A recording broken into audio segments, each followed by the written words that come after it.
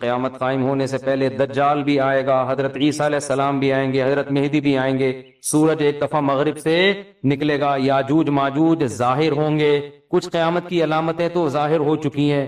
حدیث میں آتا ہے ارض حجاز سے ایک آگ نکلے گی جو اونٹوں کی گردنوں کو روشن کر دے گی، یہ 7ویں صدی ہجری میں یہ آگ نکل چکی ہے، تقریباً محدثین کا اتفاق ہے 700 سال پہلے 7ویں صدی ہجری میں آگ نکلی تھی بہت بڑے پیمانے پر ارض حجاز میں، تو وہ ایک نشانی ہو چکی ہے۔ تو کچھ نشانیاں ہو چکی ہیں، زیادہ تر نشانیاں کیا ہیں باقی۔ ایک نشانی یہ تھی، حدیث میں آتا ہے کہ یہ جو عرب لوگ ہیں نا، جو اونٹوں کے چرواہے، بکریاں چرانے والے غریب غربا، یتطاولون فی البنیان، ایک دوسرے سے بڑھ چڑھ کے بلڈنگیں بنائیں گے۔ تو عرب میں جو اونٹ چرانے والے، جو ان میں جو کرپٹ لوگ ہوتے تھے، وہ تو حاجیوں کو لوٹ کے گزارا کرتے تھے، پاؤں میں چپل نہیں ہوتی تھی، حفاتن عراتن عالتن، حدیث میں آتے ہیں ننگے پاؤں ننگے سر لوگ، ننگے بدن لوگ، ایسا نوٹ چھاپیں گے، ایسا پیسہ آئے گا کہ بلڈنگوں پر بلڈنگ۔ تو یہ تو دبئی میں، آپ شارجہ میں دیکھ لو، سعودی عرب بھی بنا رہا ہے، ایک بڑا شہر آباد کر رہا ہے، اور برج خلیفہ اتنی بڑی بلڈنگ بنا دی کہ اس کو آدمی دیکھتا ہے تو ٹوپی سر سے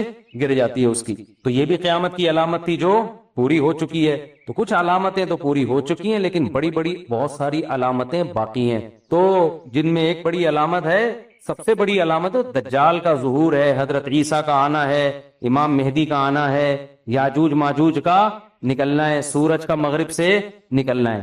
بات آ گئی ہے۔ تو ایک دلچسپ بات کیا ہے، آپ نے قیامت کی پہلی علامت بتائی کہ باندی اپنے آقا کو جنے گی، یعنی لونڈی اور غلام سے جو بچہ پیدا ہوگا وہ ماں کا بیٹا کم اور ماں کا باپ بولو زیادہ، ماں کا مولا اور ماں کا آقا زیادہ ہوگا۔ غلام کی مثال نہیں دی کیونکہ غلام مرد ہوتا ہے نا، اس پہ تصرف تھوڑا سا پھر بھی کم ہوتا ہے، یعنی وہ آپ کی ملکیت میں ہوتا ہے لیکن اس پہ کنٹرول کم ہوتا ہے کیونکہ آدمی ہے۔ جب عورت آپ کی ملکیت میں ہوتی ہے، لونڈی، اس پہ وہ تو کمزور ہے نا، اس پہ کیا ہوتا ہے آپ کا تصرف زیادہ۔ تو جو مکمل غلام اور باندی تھی، وہ جب جنے گی جس نسل کو، تو ہونا تو یہ چاہیے تھا کہ جس نے جنا ہے اس کا مقام اونچا، لیکن جس کو جنے گی نا وہی اس پہ کیا کرے گا۔ یعنی ماں کا تو ایسا حق ہے نا، ماں کو تو ساری دنیا جانتی ہے نا کہ ماں نے کیسے گود میں پالا، کیسے جنا، اور لوگ ماں کے تانے دیتے ہیں نا۔ حضرت موسیٰ علیہ الصلوۃ والسلام نے جب حضرت ہارون کی داڑھی پکڑ کے کھینچی ہے نا، جب حضرت موسیٰ علیہ السلام کوہ طور پہ گئے تورات لینے، پیچھے بنی اسرائیل نے بچڑے کی عبادت شروع کر دی۔ ہارون علیہ السلام کو نگران بنا کے گئے تھے کہ ذرا ان کی حفاظت کرنا، بڑے نالائق لوگ ہیں، دائیں بائیں نہ ہو جائیں۔ تو جب واپس آئے تو دیکھا کہ وہ کیا کر رہے ہیں، بچڑے کی عبادت۔ تو حضرت موسیٰ کو سب سے پہلے غصہ کس پر آیا؟ حضرت ہارون پر۔ اپنے بھائی کی داڑھی پکڑ کے کھینچی کہ ما منعک اذ رأیتہم ضلوا، یہ گمراہ ہو رہے تھے، آپ نے روکا کیوں نہیں؟ تو حضرت ہارون نے کیا کہا؟ باپ کا واسطہ نہیں دیا بلکہ ماں کا۔ لا یبن ام، اے میری اماں کے بیٹے، اے میری ماں کے بیٹے، کیونکہ یہ رشتہ فوراً سمجھ میں آتا ہے، ماں کا واسطہ، کیونکہ محبت کی علامت ہے نا۔ ابا جو ہے نا وہ تربیت کے لیے اللہ نے بنائے، وہ محبت واپس زیادہ ابا سے امیدیں نہیں لگایا کریں۔ ابا کی ایک الگ ویلیو ہے، محبت بہت زیادہ کرتے ہیں ابا، لیکن وہ جتلاتے نہیں ہیں۔ وہ کہہ رہے ہیں تمیز سے زیادہ لاڈ پیار دکھاؤ گے نا ابا، یہ ہوگا تمیز سے بیٹھ وہاں جا کے آرام سے، ٹھیک ہے نا، جو بات ہے ادب تمیز۔ ماؤں کو زیادہ ادب تمیز نہیں، ماؤں کو لاڈ چاہیے ہوتے ہیں، تو اس لیے ابا محبت تو بہت کرتے لیکن وہ آسانی سے سمجھ میں نہیں آتی کیونکہ تعظیم اس پہ غالب ہوتی ہے۔ اماں کی محبت 2 منٹ میں سمجھ میں آ جاتی ہے۔ تو جب بھی واسطہ دیا جاتا ہے کس کا؟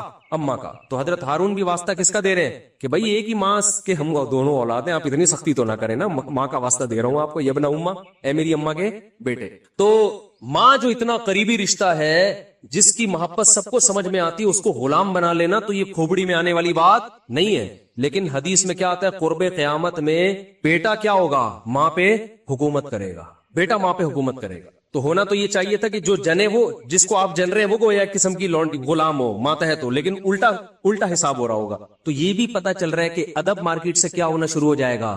شارٹ۔ مطلب حدیث کا یہی ہے کہ چھوٹے جو ہے نا وہ بڑوں کی جگہ ہو جائیں گے، اور بڑے، اور یہ خدا کی قسم آج اپنی آنکھوں سے میں دیکھ رہا ہوں، زیادہ تر لبرل لوگوں کے گھروں میں دیکھ رہا ہوں، دیندار گھروں میں کم۔ باپ اور ماں اپنے بچوں کو اسکولوں میں 15-20 ہزار روپے فیسیں دے کر بدتمیز بنا رہے ہیں، باقاعدہ پیسوں کے ذریعے۔ یعنی اسکولوں میں پڑھا رہے، ماڈرن اسکول ہیں اور بہت ہی ماڈرن قسم کے اسکول جن میں مذہب نہیں ہے، بچہ انگلش بہت اچھی بول لیتا ہے، اور ٹھیک ٹھاک فیسیں دے کے کیا کر رہے ہیں؟ اپنی نافرمانی پیسے دے کے سکھا رہے ہیں۔ آج بھی میرے پاس ایک کیس آیا، کسی کو نہیں پتا چلے گا کس کی بات ہو رہی ہے۔ ایک صاحب نے کہا میں نے اپنی بچی کو ایڈمیشن کروایا، میں 20 ہزار روپے فیسیں دے رہا ہوں اور وہ چرس پی رہی ہے۔ وہ پتہ نہیں کتنے کتنے لڑکوں سے دوستیاں لگا رہی ہے. تعلیم کو فوکس کرنے کے چکر میں تہذیب کا بیڑا غرق کر دیا. یعنی گویا کہ پیسے دے کے باقاعدہ کیا کیا جا رہا ہے, اپنے بچوں کو خراب کیا جا رہا ہے. تو جنا بھی خود, احسان بھی خود کیا, اور نکلا کیا رزلٹ؟ وہی آپ پہ کیا کر رہا ہے حکومت, وہ آپ کی ایک بات ماننے کے لیے تیار نہیں ہے. تو یہ وہ دور ہے جس سے ہم گزر رہے ہیں. تو اس میں بھی ادب کی تلقین کی گئی ہے. جب کچھ اس طرح کے لوگ آتے ہیں نا میرے پاس کہ باپ بیٹا بیٹھا ہوا ہوتا ہے اور باپ اپنے بیٹے کی شکایتیں کر رہا ہوتا ہے بڑے دھیمے لہجے میں کہ بچے کو غصہ نہ آ جائے, اور بیٹا جواب دے رہا ہوتا ہے بڑی اونچی آواز میں. یہ میں نے بہت دیکھ لیا ہے, بہت دیکھ لیا اپنی زندگی میں. اس سے مجھے فوراً وہ حدیث یاد آتی ہے کہ اس کو باپ ہونا چاہیے اور اس کو بیٹا. باپ کو یہ ڈر لگتا ہے کہ یار اب میری اولاد ہے, یار میں کوئی اونچی آواز سے وہ سخت ایک دم میٹر نہ گھوم جائے. دیکھو یہ اولاد کے نالائق ہونے کی علامت ہے کہ آپ نے اپنے باپ کو یہ اتھارٹی نہیں دی ہے کہ وہ آپ کو ڈانٹ سکے. اگر آپ کا باپ آپ کو ڈانٹتے ہوئے گھبراتا ہے نا, خدا کی قسم یہ باپ کے خراب ہونے کی دلیل نہیں ہے, یہ اولاد کے خراب ہونے کی دلیل ہے. یہ اولاد کے خراب, وہ ڈر لگتا ہے اس کو کہ یار کچھ بول دوں تو ایسا نہ ناراض ہو جائے. میں نہیں کہہ رہا اولاد پہ بیجا سختیاں کرے یا خام خامے ڈانٹ ڈپٹ کرتے رہے, اس سے تو ڈپریشن کے مریض بنتے ہیں. ماں باپ ظلم بھی کرتے ہیں. اس پہ میں انشاءاللہ بیان کروں گا کہ میرا ارادہ, میں نے جو سینٹ میں بل پیش ہوا نا کہ ماں باپ کو اولاد پہ ہاتھ اٹھانے کی اجازت نہیں, شوہر کو بیوی کو ڈانٹنے کی اجازت نہیں, تو یہ بالکل خلاف ہے. لیکن اس کا ناجائز فائدہ بھی اٹھایا جاتا ہے. تو ماں باپ کو بلا وجہ اولاد پہ ہاتھ اٹھانا شرعن جائز.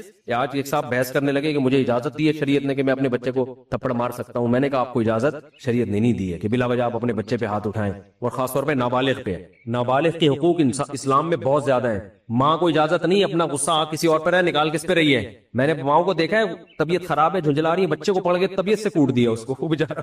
بعض بچے ماں کی چنگیز خان جیسی مائیں ہوتی ہیں, وہ بچے ٹھٹر ٹھٹر کے ان کی جو گروتھ ہے نا وہی رک جاتی ہے ان کی. اتنا سختی کا ماحول انہوں نے گھر میں دیکھا ہوتا ہے. تو یہ نہ باپ کے لیے جائز ہے اور نہ ماں کے لیے. تو اس میں علماء کے واقعات بھی سناؤں گا کہ اپنی اولاد کو مارنے سے پہلے کیا ان کے اصول تھے کہ ہم زیادتی نہ کر بیٹھے.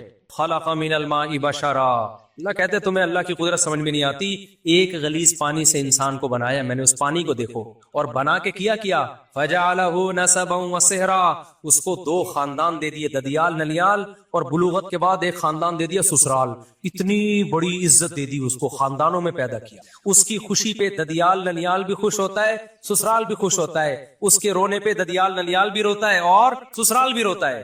ایک پانی کو اتنی عزت آٹومیٹیکلی اب بولتی بند نہیں مل سکتی. لوگ کہتے ہیں نا بولو نہ بولا نہیں بولا کرو, آپ خود ہی بول لیا کریں تاکہ میں بولو نہ نہیں بولا کرو, سینٹینس مکمل کر لیا کریں. ایک غلیظ پانی تھا, کوئی کہہ سکتا تھا ایک ایسے پروسیس سے اس کو بھی گزارا جائے گا, ایک ایسی مشین میں کہ یہ چودھری اور وڈیرا بنے گا, ٹھیک ہے نا, یہ سائنٹسٹ بنے گا, اور یہ ایک سیاستدان بنے گا, یہ ایک بڑا آدمی بنے گا, یہ ملینئرز بنے گا, بلینئرز بنے گا, اور پھر اس کا خاندان ہوگا. اس کو تنگ کرو گے, اس کا باپ بھی آئے گا, ماں بھی آئے گی لڑنے کے لیے, پورا پیچھے خاندان ہوگا, اس کے رونے پہ خاندان روئے گا. پھر اس کا اللہ نے تو ایک سسرال کا ذکر کیا. میں نے اس آیت کی قدر کرتے ہوئے میں نے کہا جب سسرال اتنی بڑی نعمت ہے تو 4 ہونے چاہیے. تو میرے اوپر یہ آیت اور زیادہ فٹ آ رہی ہے. کیا خیال ہے بھائی کہ هو الذی خلق من الماء بشرا, اللہ نے ایک غلیظ پانی سے انسان کو پیدا کیا اور اسے نسب بھی دیا, اور 4 عدد نسب ایک دیا, سسرال کتنے دے دیے. اس سے پتہ چلتا ہے, اس آیت سے پتہ چلتا ہے کہ خاندان ایک بہت بڑی نعمت ہے, اور نعمت جتنی زیادہ ہو اتنا اچھی ہوتی ہے. پیسہ نعمت ہے یا نہیں ہے؟ تو کبھی کوئی کہتا ہے زیادہ پیسہ ایکچولی میں خرچ کہاں کروں, ایکچولی مینیج کرنا مشکل ہے. ابے لے آ, بعد میں دیکھیں گے کیا مینیج کرنا ہے اس کو. تو اولاد بھی نعمت ہے. یہب لمن یشاء اناثا, اللہ کہتے ہیں گفٹ کرتا ہوں بیٹے بیٹیاں, آنے دے, آنے کے بعد کرنا ہے کہ کرنا کیا ہے ان کا, آنے میں نہیں روکنا ان کو کہ گفٹ کم لینے ہم نے, گفٹ تو جتنے زیادہ آ جائیں, اس کے بعد پھر ان کا کرنا کیا ہے. تو بچے پیدا ہونے سے مت روکو, ہونے کے بعد پھر پلاننگ کرو. مسئلہ یہ نہیں ہے, بچے جو بگڑتے ہیں نا اس لیے نہیں کہ زیادہ ہے, اس لیے کہ پیدا ہونے کے بعد بھی نہیں سوچ رہے ہوتے ان کو بنانا کیا ہے ہم نے. وہ تو ایک بھی بگڑ جائے گا, پھر تمہارا بچہ پیدا ہوا تم قیامت تک سوچتے رہو گے کرنا کیا ہے اس کو, تو چور بن جائے گا, آٹومیٹیکلی ڈاکو بن جائے گا. تو جو بگڑنا ہوگا تو ایک بھی بگڑے گا. اگر پلاننگ کر کے پیدا کرنے میں پلاننگ نہیں کرو, پیدا تو اللہ کی طرف سے گفٹ ہے, جتنا ہو اچھا ہے, لیکن جو پیدا ہوتے جائے اسی وقت ان کو انسان کا بچہ بنانے کی فکر بولو کرتے چلے جاؤ کہ بگڑے نہیں ہے. ایسا نہیں چرسیوں میں بیٹھ رہا ہے, ایک بچہ بھی چرسی میں بیٹھے گا تو چرسی بنے گا, 18 بچے بھی اگر بھائی انسانوں میں بیٹھیں گے تو کیا بنیں گے, انسان کے بچے بنیں گے. فیملی پلاننگ والوں نے تو بچے ہی روک دیے نا. تو نسبا وصہرا, قرآن کہتا ہے سسرال والا بنایا, تو سسرال بھی جتنے زیادہ ہوں اتنے کیا ہیں, اور نعمت ہے سسرال. آپ یہ تو مذاق کرتے رہتے ہیں, مذاق اڑاتے رہتے ہیں سسرال کا, دل بھی چاہتا ہے لیکن اب کیا کریں, مجبور ہے. لیکن ویسے کتنی عزت ہوتی ہے جب آپ کا ان کے گھر رشتہ نہ ہوا ہو, آپ جاؤ کوئی عزت دیتا ہے؟ جہاں آپ کی بات ابھی شادی بھی نہیں ہوئی، صرف رشتہ طے ہو گیا ہے، بھائی دولہا بھائی آئے ہیں، ان کا سموسے کا پوچھو، ایسا نہ ہو برا لگ جائے. آپ کو پتا ہے ادھر برا، ادھر اس کو ٹینشن دی، پارسل کدھر کرے گا؟ یہ بہن پہ جا کے پارسل کرے گا. یہ سسر کو پتا ہوتا ہے داماد کو ذرا سا ٹارچر کیا، میرے سامنے تو کچھ نہیں بولے گا، یہ پارسل کدھر کرے گا؟ بیٹی پہ جا کے غصہ نکالے گا. کیسی رسپیکٹ مل رہی ہوتی ہے دامادوں کو. کیا خیال ہے بھائی؟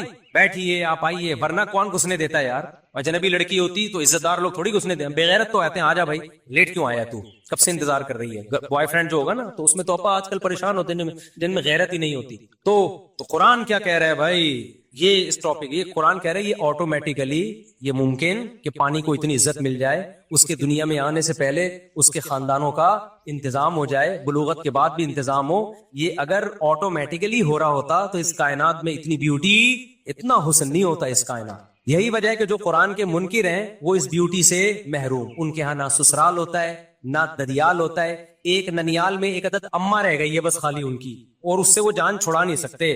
ورنہ گورے کا بس چلے تو وداؤٹ اماں بچے پیدا ہوں، کلوننگ کے ذریعے، ٹیسٹ ٹیوب کے ذریعے، اماں کے رشتے سے بھی کٹا دے، بولو ریاست کے غلام بن کے رہو، بس تم اسٹیٹ کے غلام بنو، ٹیکس ٹائم پہ دے دیا کرو. وہ مجبور ہے، اماں سنگل مدر، سارا ان کا نہ ان کے یہاں سسرال ہوتے ہیں، نہ سالے ہوتے ہیں، نہ سالیاں ہوتی ہیں، نہ کزن ہیں، نہ سب سیٹ اپ آہستہ آہستہ کیا ہو گیا؟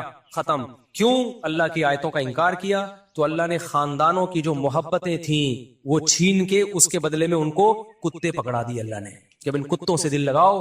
فرانس میں بھی کتے پالے جاتے ہیں. میرا ویزا ریجیکٹ ہوا اس چکر میں یورپ کا. انہوں نے کہا ہمارا مذاق اڑاتا ہے. میں نے کہا مذاق نہیں اڑا رہا بھائی، آپ تو کتے پالتے ہیں، ماشاءاللہ کتنے اچھے لوگ ہیں آپ لوگ، کتے پالتے ہیں. ہمارے کتوں کا حال دیکھو.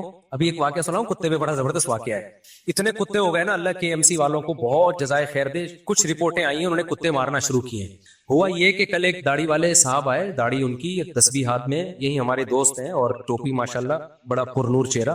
مجھے کہتے ہیں مفتی صاحب مجھے ایک مسئلہ بتائیں. میں نے کہا کیا ہو گیا؟ کہتے ہیں یار وہ ایک کتا مر رہا تھا اور بالآخر اس نے دم توڑ دیا. تو KMC کی گاڑی مجھے نظر آئی. میں نے کہا یہ آپ لوگوں نے میں سے کسی نے مارا ہے؟ اس نے کہا ہاں.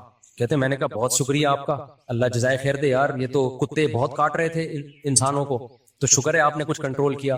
ایک نقاب میں خاتون ڈرائیونگ کرتے ہوئے نا گاڑی کہتے ہیں میرے قریب آ کے رکی. انہوں نے میری بات کہتے ہیں سن لی. انہوں نے کہا کہ یہ آپ کہہ رہے کتا مارنے کے بارے میں؟ میں کہا جی. میں نے کہا ہی آپ کو خوشی ہوئی ہے کتے کو اس طرح سے مارا گیا اور یہ مر گیا، یعنی زہر وہر کچھ کھلایا ہو؟ جی مجھے خوشی ہوئی ہے. تو آپ نماز بھی پڑھتے ہیں؟ ابھی نماز پڑھنے جا رہے ہیں؟ جی. نماز دعا بھی مانگیں گے اللہ سے، ذکر اذکار بھی؟ جی. یعنی ایک طرف آپ کتے مار رہے ہیں، دوسری طرف نمازیں پڑھ رہے ہیں. مطلب یہ تھا کیا یہ کھلا تضاد نہیں ہے؟ یعنی ایک طرف آپ ٹوپی پہن کے داڑھی پہن کے اتنے اچھے کام بھی کر رہے ہو اور دوسری طرف ان مخلوق پر کتوں کے ساتھ یہ ظلم. یعنی عجیب اسلام ہے آپ کا. ادھر کتے بھی مار رہے ہو، ادھر اللہ کی عبادت بھی. کہتے ہیں میں نے اس خاتون سے کہا، کل کا واقعہ ہے، کہتے ہیں میں نے اس خاتون سے کہا کہ دیکھیں یہ کتے انسانوں کو کاٹتے ہیں. خاتون فوراً کہتی ہیں کیا سارے کتے کاٹتے ہیں؟ میں نے کہا نہیں، کتے پہ لکھا ہوتا ہے کہ یہ کاٹے گا اور یہ والا کاٹنے کے لیے، اور یہ کسی کو کچھ بھی نہیں کہے. وہ بےچارے اتنے کنفیوز ہوئے اس خاتون کی نصیحت سے، میرے پاس آیا کہ یار مصعب میں نے ظلم ہو گیا. میں نے اس کو اپریشیٹ کر دیا کہ میں نے کہا KMC والوں نے پہلی دفعہ کوئی خاندانی انسانوں کے بجائے فوکس کس کو کرنا شروع کر دیا انہوں نے. یہ بہت گڈ نیوز ہے. پہلے تو جو گٹر کے ڈھکن، یہ KMC کی ذمہ داری ہے نا، گٹر کے ڈھکن میں کتنے مرد ہلاک ہو گئے ہیں وداؤٹ ڈھکن کے لوگ، تو یہ سب KMC کے کھاتے میں جا رہے ہیں نا. اور جو بجلی کے کھمبوں سے لوگ، بجلی کے کھمبے کراچی میں گلے ملتے ہیں آ کے، خود چپک چپک کے بندے مارتے ہیں بارشوں کے موسم میں، تو یہ بندے کون مار رہے ہیں؟ تو KMC کے کھاتے میں جا رہے ہیں. اللہ کا کتنا فضل ہو گیا، اب انسانوں کو چھوڑ کر KMC نے کس کو فوکس کرنا شروع کر دیا؟ کتوں کو. گڈ نیوز ہے بھائی. اس سے زیادہ مجھے خوشی اس پہ ہوئی ہے. اتنے کتے یار، آپ کی سوچ ہوگی ساری جو اینیمل لورز اور رینجیوز ہیں وہ آ کے وہ رکاوٹ بنتی ہیں. خیر بات کو جلدی سے سمیٹیں، نماز کا ٹائم ہونے والا ہے. تو اللہ میاں نے اس نظریے پہ بھی قرآن میں بہت رد کیا کہ اس کائنات میں نیچر میں جو بیوٹی ہے آٹومیٹیکلی نہیں ہے. دوسرا نظریہ شرک کا، جو اللہ کو مانتے ہیں وہ اللہ کے علاوہ بھی بہت سو کو مانتے ہیں. ہندو دیکھو نا کتنے کتنے بھگوان ان کے. تو قرآن نے کہا اللہ کا مطلب کیا ہے؟ صرف ایک. کسی مزار پہ، کسی قبر سے نہیں مانگنا، کسی بزرگ سے نہیں مانگنا. انتم الفقراء الی اللہ، تم سب کے سب اللہ کے در کے محتاج، حاجت روائی، مشکل کشائی اللہ کے سوا کوئی نہیں کرے گا. اور تیسرا قرآن نے جس چیز کو فوکس کیا، جس کا اس آیت میں تذکرہ ہے کہ موت کے بعد حساب و کتاب ہے. تو یہ جو آیت میں نے پڑھی ہے نا، ہوا یہ تھا تینوں پہ مذاق اڑتا تھا نبی صلی اللہ علیہ وسلم کا، لیکن سب سے زیادہ مذاق پتہ ہے کس عقیدے پہ اڑایا جاتا تھا؟ خدا کے انکار یا خدا کی توحید پہ نہیں. سب سے زیادہ نبی کا مذاق اڑایا جاتا اس نظریے پہ کہ ہم مرنے کے بعد دوبارہ زندہ ہوں گے. جب ان کی بات ہوتی نا کہ صرف ایک اللہ ہے تو وہ طنز کرتے تھے, استہزاء بہت زیادہ نہیں کرتے تھے. وہ جب ان کو کہا جاتا کائنات کو بنانے والا کوئی ہے, نظریاتی اختلاف کرتے تھے, اس پہ استہزاء نہیں کرتے تھے بہت زیادہ. لیکن جب یہ کہا جاتا موت کے بعد زندگی ہے, اس پہ بہت مذاق اڑایا مشرکین نے. سورہ یاسین ہے نا, قرآن کہتا ہے مشرک بوسیدہ ہڈی لے کر آیا قبر کی پرانی, کہنے لگا میں یحیی العظام وہی رمیم, بھائی یہ ہڈی سڑ گئی, کیڑے کھا گئے, یہ زندہ ہوگی.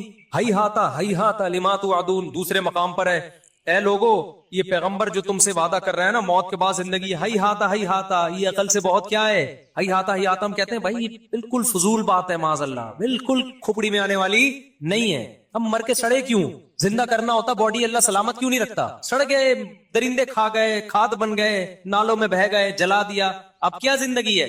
اس نظریے پہ جتنا مذاق اڑایا گیا ہے نا اسلام کا اور پیغمبر اسلام صلی اللہ علیہ وسلم کا, اتنا مذاق کسی اور عقیدے پہ بولو نہیں اڑایا گیا. اس لیے قرآن اس کو بہت زیادہ فوکس کرتا ہے. قرآن کہتا ہے جو اس آسمانوں اور زمین کو اور اتنی خوبصورت کائنات کو پہلی مرتبہ بنا سکتا ہے, جو تم نے مان لیا کہ پہلی مرتبہ تو بنے ہیں نا, تو دوبارہ کیوں نہیں بنا سکتا بھائی. اللہ نے پھر مثالیں کیسی کیسی دی ہیں. اللہ ہم سے ہماری زبان میں مثالیں سمجھاتا ہے, جو مثالیں ہمارے کلچر میں رائج ہیں. اللہ کہتے ہیں بتاؤ کسی چیز کو پہلی دفعہ بنانا آسان ہے یا دوسری دفعہ؟ دوسری دفعہ آسان ہوتا ہے. تو جس نے پہلی دفعہ بنا لیا وہ دوبارہ کیوں نہیں بنا سکتا بھائی. منی سے انسان بنا دیا تو اس انسان کو مر کے دوبارہ کیوں نہیں بنا سکتا. ریپیئرنگ تو آسان ہے, فرسٹ ٹائم ایجاد کرنا.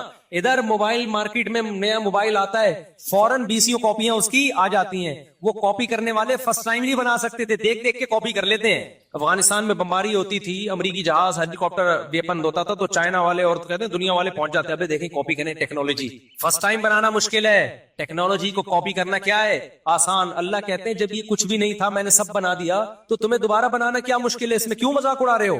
تو پھر وہ اسی مذاق میں نا نبی سے آ کے کہا کرتے تھے اچھا کب ہوگا, یہ ٹائم تو بتائیں, یہ دوبارہ زندگی ہمیں کب ملے گی, قیامت کب آئے گی, وہ عذاب کب ہوگا. تو اس کو قرآن نے جزو قرآن بنا دیا ان آیتوں کو. سال سائل بعذاب واقع, اے نبی آپ سے ایک پوچھنے والا آ کے پوچھتا ہے مذاق اڑانے کی نیت سے, وہ عذاب کب واقع ہوگا جو واقع آپ کے خیال میں واقع ہونے والا ہے. بتا دینا, ٹائم بتا دینا. جیسے ایسے ہی ہے جیسے کوئی ہمیں دھمکی دے رہا ہوں میں پولیس لے آؤں گا, کہتے ہیں لے آنا, ٹھیک ہے نا, بتا دے یار کب آئے گی. تو مذاق اڑانا شروع کر دیا. اللہ نے قرآن میں جگہ جگہ کہا ہے کہ میں نے اس کا علم کہ کب آئے گی کسی مقرب پیغمبر یا فرشتے کو بھی اس کا علم نہیں دیا. یہ دماغ سے نکال دو کہ میں یہ بتاؤں گا کب آئے گی, اس میں حکمتیں ہیں. ٹائم نہیں بتایا اللہ نے. قل لا یجلیھا لوقتھا الا ہو, اے نبی ان سے کہہ دیجئے اس کو اس کے وقت وہی ظاہر کرے گا, مجھے اس کے بارے میں علم نہیں ہے. میں پیغمبر ہوں, پیغمبر کا کام, میسنجر کا کام جو میسج ملے اس کو آگے ڈیلیور کرنا ہے. مجھے جو میسج ملا ہے وہ یہ ملا ہے کہ یہ بات ڈیلیور کر دوں کہ تمہارا حساب و کتاب ہوگا کس دن.